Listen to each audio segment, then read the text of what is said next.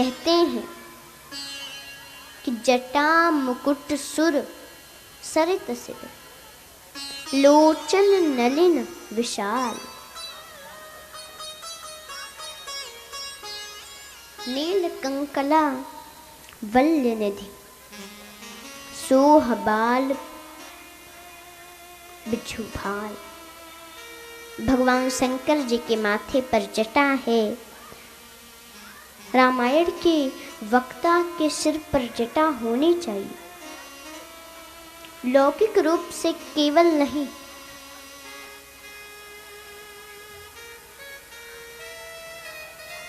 आध्यात्मिक रूप में। क्या तात्पर्य है जटा का? तुलसीदास जी कहते हैं,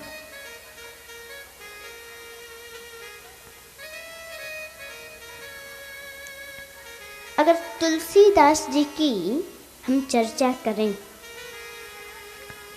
तुलसी साहित्य के आधार पर यदि कहें तो जटा का तात्पर्य होता है जीवन की जंजाल। हम अपने जंजालों को लोगों के सामने प्रस्तुत न करें, बल्कि उसको जटा बना करके, मुकुट बना करके सौंदर्य वर्धन करें। जीवन के जंजालों को मुकुट बनाकर धारण करें। इसलिए वक्ता को सदा प्रसन्न रहना चाहिए और दुनिया संसार के बेकार बातों को कम से कम और भगवान की ही कथा कहनी चाहिए। इस समय तो देखिए कथा कम और सांसारिक बातें ज़्यादा हो रही हैं। जैसे कथा कहने वक्ता आते हैं और लोग भी हैं तो कथा कम सुनना चाहते हैं। लोग कहेंगे महाराज जी चुटकुला सुनाइए ना, और हम सही बता दें हमें चुटकुला अच्छा नहीं लगता है ज़्यादा, इसीलिए हम बीच में ज़्यादा चुटकुला नहीं कहते।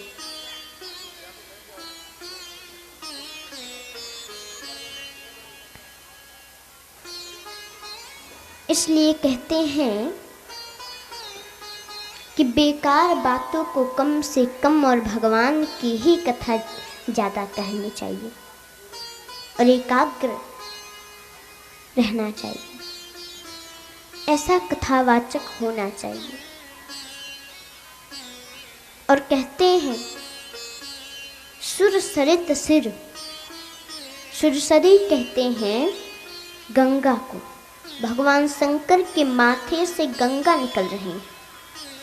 अपने माथे से भक्ति की धारा बहाएं, लोगों को भक्ति की धारा में अवगाहन करावें। ऐसा वक्ता का जीवन होना चाहिए। और कहते हैं लोचन नलिन विशाल। नलिन कहते हैं कमल को।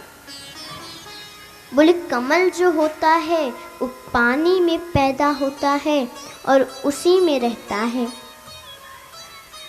पर अपने ऊपर पानी को ठहरने नहीं देता।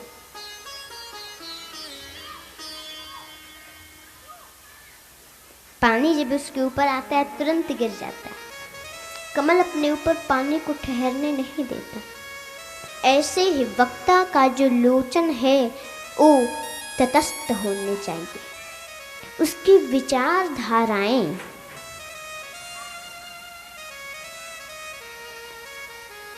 संकीर्ण नहीं होनी चाहिए। उसकी दृष्टि विशाल होनी चाहिए और किसी भी वक्ता की निंदा नहीं करनी चाहिए, बुराई।